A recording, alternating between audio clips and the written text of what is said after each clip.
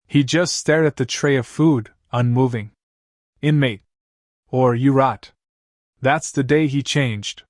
He started studying law books, criminal psychology, reading about revenge like it was religion. He didn't want to escape. He wanted to become the thing they feared would come back. Present day, the panic begins. Fenner's funeral was closed casket. Too much damage, they said. People started locking their doors again. Pastors spoke about the devil returning to Dalton. A sickness coming back. But Jacob knew better. This wasn't sickness. This was surgery. Someone was cutting out the liars, one by one. Second message arrives. That night, under his motel door, Jacob finds another note. This one written in red ink, or maybe blood.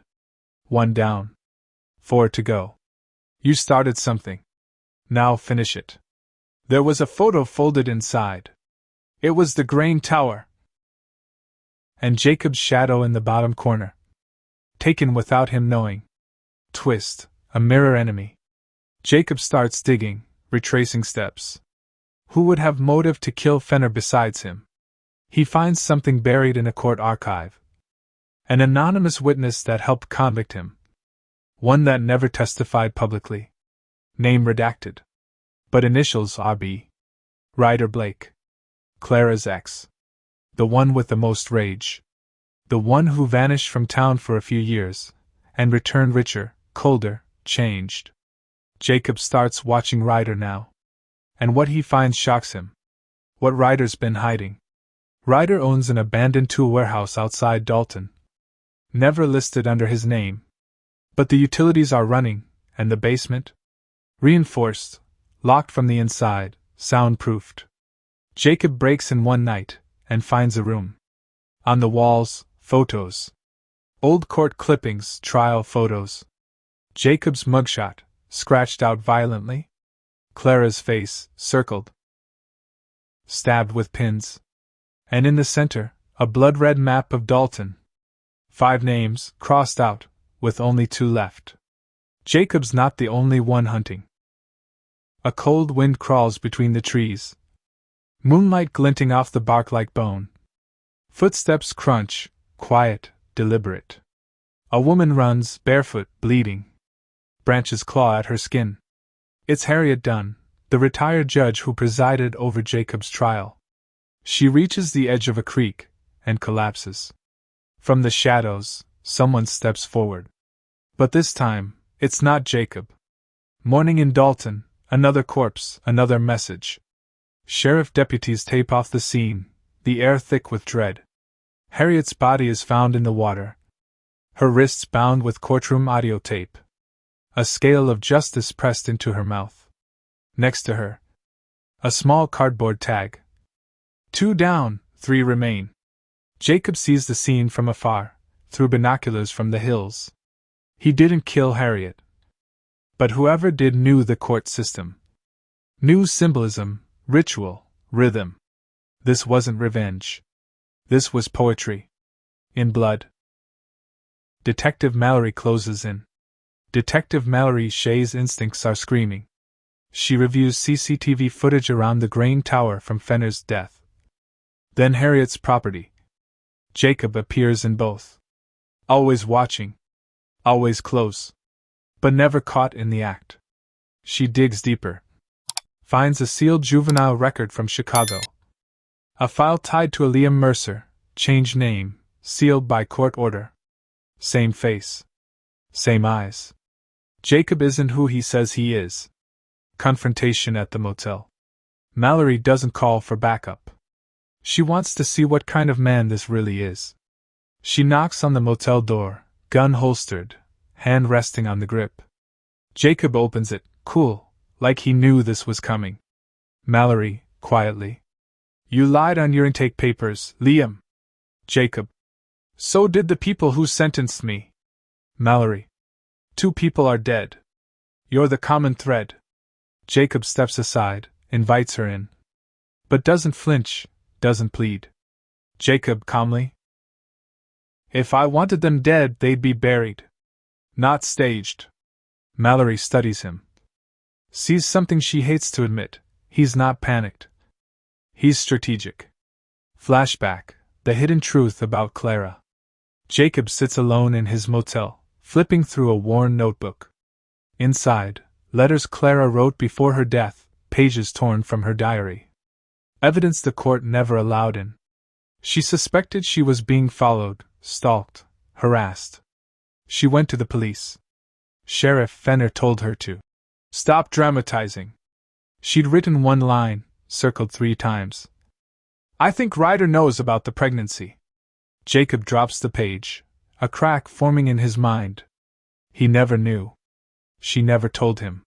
She was pregnant. And they still destroyed her. Jacob meets Ryder, uneasy alliance. Jacob finds Ryder Blake sitting in a candlelit basement. A photo of Harriet burning in a rusted ashtray. Ryder. You think you're the only one haunted? Jacob throws Clara's diary onto the table. Jacob. You knew, didn't you? Ryder doesn't answer. Jacob puts it together. Ryder was obsessed, twisted. But maybe he didn't kill Clara either. Jacob. We're chasing the same ghosts. But one of us is lying. And the other one's going to burn. Twist, a third player in the game. They compare notes. Neither killed Fenner. Neither touched Harriet. But both got the same messages. Which means, there's someone else pulling the strings. A third hunter. With inside access. Someone who wants them to tear each other apart. The list, 5 names. Maybe it wasn't revenge. Maybe it was a test. Detective Mallory sets a trap. Mallory plants bait. She leaks a fake report, a supposed survivor of Jacob's past crimes, now living under witness protection. She waits, watches the town square. Someone bites. A man in a maintenance uniform walks up to the coffee shop. Pauses, scans. Then disappears into the alley. Mallory follows. The warehouse showdown. Jacob and Ryder track the third killer to the old steel plant. Inside, a table with files, photos, autopsy reports that never went public. It's someone from the inside. Someone who had access during the original investigation. A badge. A judge's assistant, who forged Clara's psychiatric records, buried the pregnancy, lied under oath. His name, Vincent Merrick. Jacob's darkest decision. Ryder wants to kill Merrick slowly. Cut him, burn him, carve Clara's name into his bones. But Jacob sees something Ryder doesn't. Vincent isn't leading. He's being led. Jacob finds a USB on Merrick's keyring. Plugs it into a broken laptop in the warehouse. It autoplays. A video message, shot in night vision. The voice warped, masked. Voice distorted.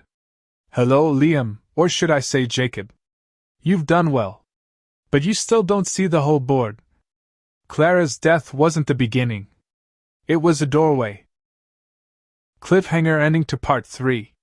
Merrick pulls a gun, tries to kill Ryder. Jacob shoots first. Blood hits the wall, the echo rings in the rafters. Jacob's never killed before. But this time, he doesn't shake. Mallory bursts in seconds later, gun raised, eyes wide. Mallory. What the hell did you do? Jacob. I broke the rules. Just like they did. Jacob soft. Now there's no going back. Darkness drapes the steel towers. Alarms echo faintly in the wind. A figure moves beneath the grated walkways, fast, careful, exact. Gloved hands twist open a maintenance panel. Slides in a USB stick. A green light blinks once. The valve pressure shifts silently. Whatever was uploaded, it's already started. Jacob's guilt tightens like a noose. Back at the warehouse, Jacob stares at Vincent Merrick's body. The blood already congealing beneath him. Detective Mallory's flashlight cuts through the tension. Mallory. You think this makes you better than them? Jacob. No, it makes me just like them. Which means I finally understand how they think. She cuffs him, loosely. She could have called for backup. She didn't. Mallory doesn't trust him. But she's starting to believe him. Revelation, Clara wasn't the first. Mallory returns to her office. Pulls old case files from before Clara's death. A string of female suicides. All within a 3-year stretch. All tied to Judge Harriet Dunn, Sheriff Fenner, and a consulting psychiatrist, Dr. Wayne Corbin. She connects dots that were always there, but deliberately ignored. Each woman showed signs of abuse. Each declared unstable. Each case dismissed in less than a week. And in every file, a signature. Vincent Merrick handled the documentation. Clara wasn't the first. She was the last. Ryder's betrayal. While Jacob is locked in a holding room, Ryder makes a move. He breaks into Dr. Corbin's clinic. Finds a room behind a false wall. Inside, videotapes, journals, medical logs tied to women across Dalton. Ryder's breathing grows heavier, his hands shake. Then, he does what he's always wanted. He lights a match. The building catches quickly, flames spilling into the night. But the fire department reports something odd. A body was already inside when the place burned. Dr. Corbin was already dead. He was killed hours earlier, neck snapped clean. Jacob didn't do it. Ryder did, without hesitation. He's not after justice anymore. He's feeding on the chaos. Flashback, Clara's visit to the clinic. From a charred tape retrieved by the fire department. Mallory watches the only surviving footage. It's Clara, sitting on the exam table. Holding her stomach, eyes swollen. Clara, tearful. He said if I told anyone, I'd disappear, like the others.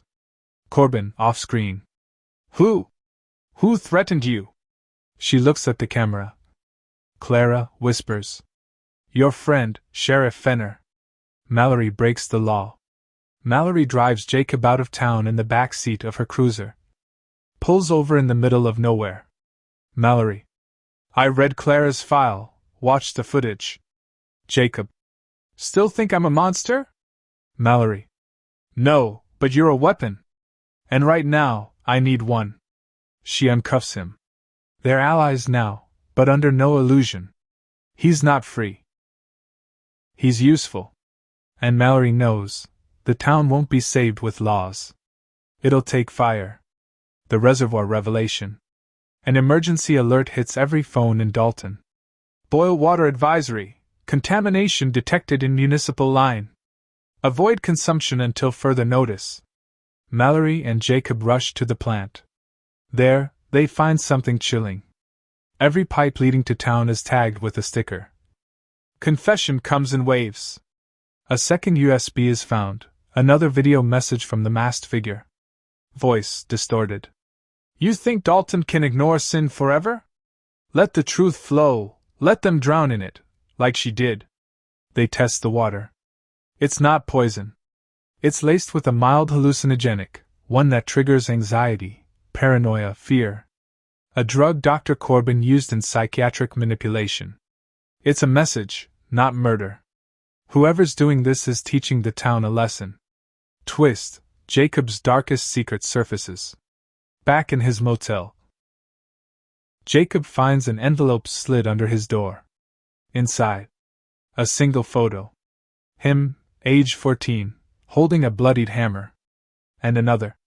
Clara's bruised face, dated 2 months before her death. He realizes someone has all his secrets. Someone who knows the real story.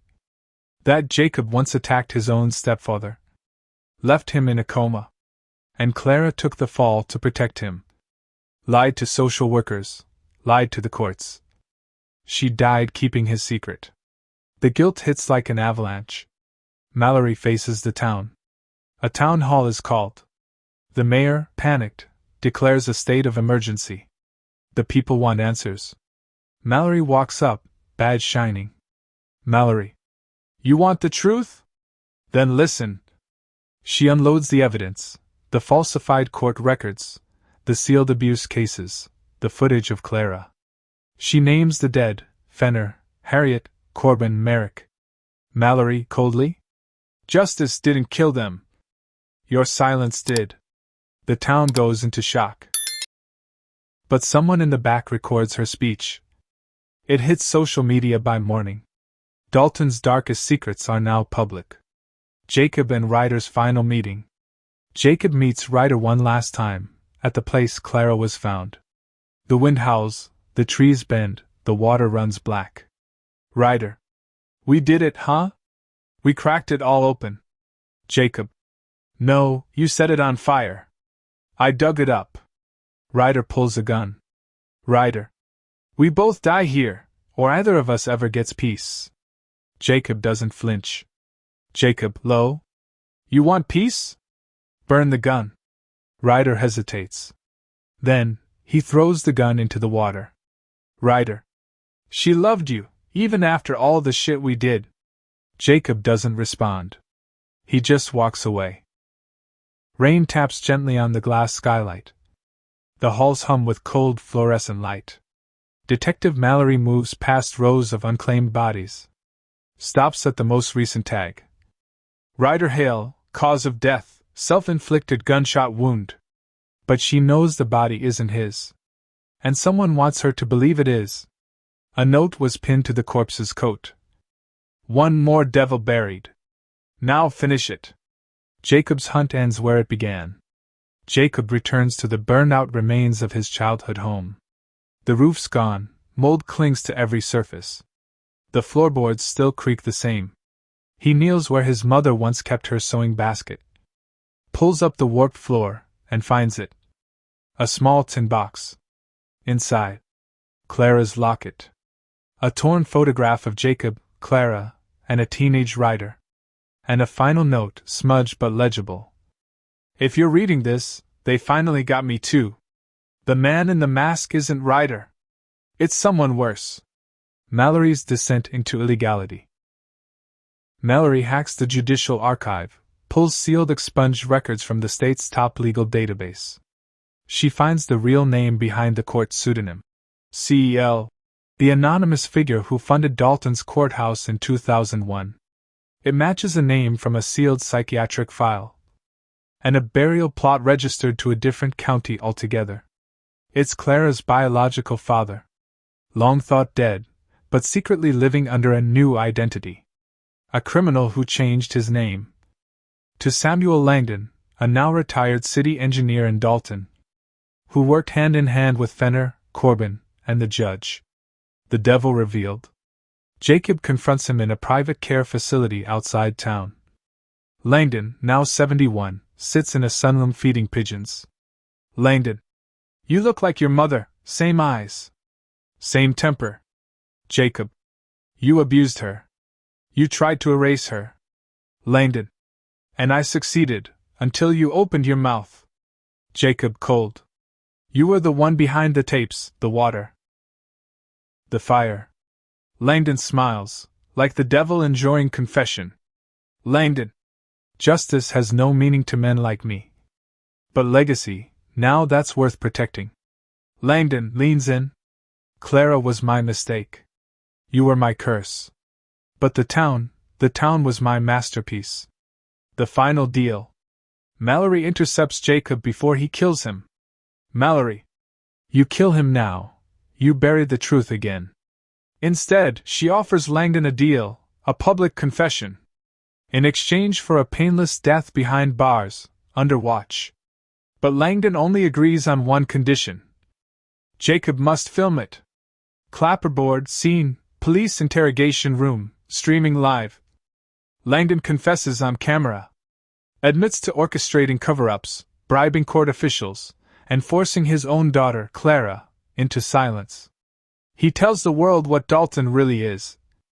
Langdon, to camera. Dalton is not a town. It's a mausoleum, and I built every brick with fear. The town implodes. Social media erupts. Dalton's mayor resigns.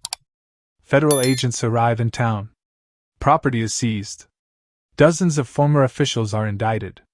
And a mural appears the next day, on the courthouse wall. Clara Lynn. The girl who died screaming. Now heard in every house. The quiet fallout. Jacob refuses an interview. He vanishes from Dalton. Mallory stays, becomes the new sheriff. Ryder's body is never found. But 1 year later, on Clara's birthday, a letter arrives at Mallory's office. If you're reading this, I've found peace. Tell Clara I'm sorry. Tell her I finally forgave myself. J. Final scene, the bridge at dawn. Mallory walks alone across the Dalton River Bridge, the same place Clara was found.